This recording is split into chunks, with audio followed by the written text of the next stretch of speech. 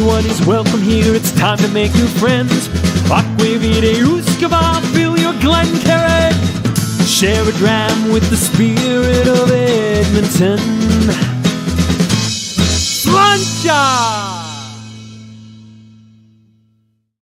Slancha, and welcome whiskey brothers, sisters, and friends, and welcome to the Canadian Whisky Journey's first review of 2025. And equally as impressive and important as that is the fact that we're talking about Sons of Vancouver tonight.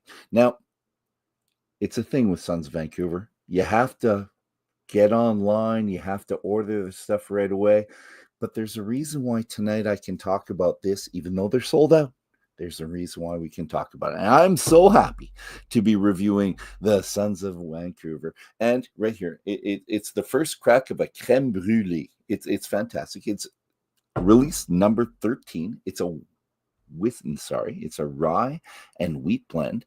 And online, there's been a couple things saying that it was 2/3 rye, 1/3 wheat, but I've also read that it's 72% rye and 28% wheat, and we're in a treat for that tonight because I'm looking forward to it. I love the softness that the wheat brings. I love the rye spice, but not just spice with them. And we've talked about it with them before. It's not just the spice. It's all the other things you can create with rye if you take the time with it. So here we are.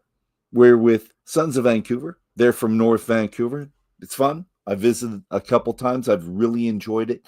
And what makes me happiest about these guys is they're about everything that I love. They are cask strength. They're non-chill filter. They're natural coloring. No use of the 111th rule. And I'm sure this is all the same. They don't have it on there. And I've encouraged them to put all of that on all of their bottles all the time because that makes the whiskey geeks a little bit happy. I'm a whiskey geek and proud to be. But that's what I look for. And I'm pretty sure that's what we have now. But what's really interesting about this bottle right here, is that it's a sneak peek to their core range, their first core range whiskey that will be coming out really soon in 2025. So right here, the spring, it's going to be a little bit less ABV, which is a shame. But you're all going to be able to get this from your friendly neighborhood whiskey store, as opposed to trying to go online and trying to be one of the first people to get it, or doing crowdfunding, which is fun and stuff. And that's how I got this one. But now they're going to be out there for the masses. They were established 2015. It's 10 years later, and they're going to be available in stores. So they're still niche. They're still the same people that have developed this distillery, but they're branching out, which I'm really happy about. So here we go. We're going to delve into this. And again, it's another thing I really like about them is the naming, the first crack of a creme brule. And if you look over my head, you've got 2 more bottles up there that we have. I've got 3 more bottles in the cabinet over there. I've got the ones that they signed in a cabinet because I'm a sucker like that. They sign a bottle, I buy another one so that I can drink one and keep the bottle. That's why. Let's delve. On the nose. Now, this has been open for a little while as well. I should say that. This has been open for about a half an hour. And looking at my bottle, it's definitely not a neck pour. We delved into this. I put some in a couple little bottles for my friends as well. So that's not all me drinking half of this. I received it 2 weeks ago, maybe 3 weeks ago, and didn't open it until recently. A buddy of mine, Mike, because of this, wants several bottles of Sons of Vancouver, and now we can get it. So, nose. Beeswax was the first thing, and a little bit grassy, and I'm guessing that's the wheat whiskey coming through. And I think my wife said apple. I got peach. And I'm sticking with the peach. We talked about this a little bit last night. And there's an inexplicable smoke. There's no peated barrels. But I get a hint of smoke, and possibly the matchstick smell I get sometimes, and maybe that's the smoke I'm thinking of. So I'm getting that on the nose, and that hasn't changed from last night. Although the peach element, the fruitiness is higher than it was before, but it still might not be peach. I'm fighting with that. I'm going to say dried peach. Yeah, let's maybe another stone fruit. I'm not sure, but I'm going to stick with peach for now. On the palate, we're going to go, and this is where it makes me really, really happy, because the unchill filtered higher alcohol usually feels fantastic on the palate. So I'm going to switch it around a little bit.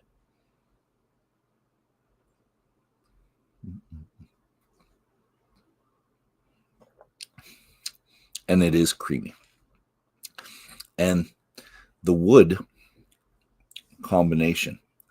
This was, so it's a non-age statement. And it was matured in, what is it? New American oak and ex-bourbon casks. And I thought it was going to be woodier. But the wood and the sweetness in here have combined really well. And you don't get more of one than the other. They've melded really, really well together. So beautiful mouthfeel. You get the sweetness, but it's not too sweet. Although I thought it might have been with the creme brulee. What they also did is they sent a creme brulee package, and I made a creme brulee. And I'm going to delve into this after I do it initially without the creme brulee. See how that influences it. What else can I tell you? Okay, back on the palate.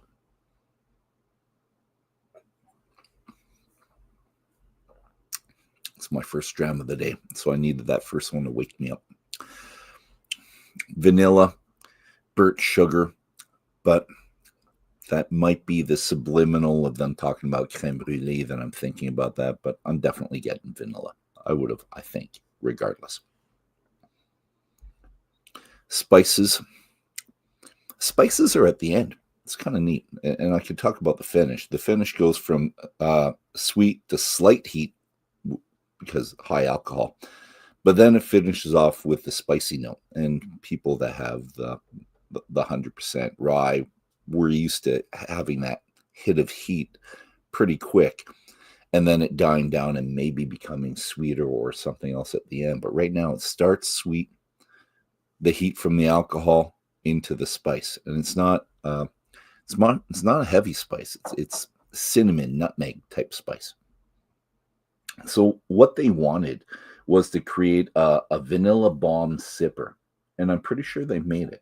I think they should be really happy with what they did with this one. Yeah, it's yummy. So I'm enjoying it. If this is what their core range is going to be like, and this is the focus for the core range, they want something very similar to this, I think they're going to do really well. And when that comes out, I'll get a bottle right away. All right, so we're now going with the creme brulee. Looks good though, eh? Get that. I don't know if you're hearing the cracking of it, but it sounds good. Get that in there. Get some crusty sugar. That's good. All right. Creme brulee with the whiskey.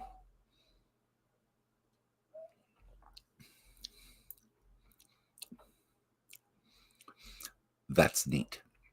All right. So what happens? Creme brulee is obviously very creamy, obviously really sweet. And I'm not a sweet lover generally. But what it does is it takes away the sweetness of the whiskey that was the initial hit. I'll try that again.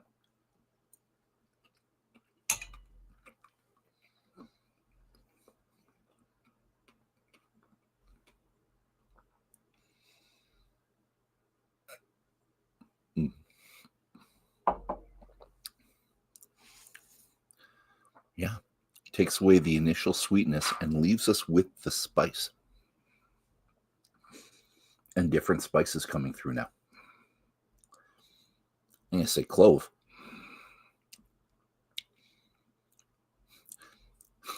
I don't want to say umami, but allspice type thing is coming out now. Now that the sweetness is, it's funny, sweetness is taken away by the sweetness. I'm supposed to save half of that for my wife, but I don't know if it's going to be still there by the end of this.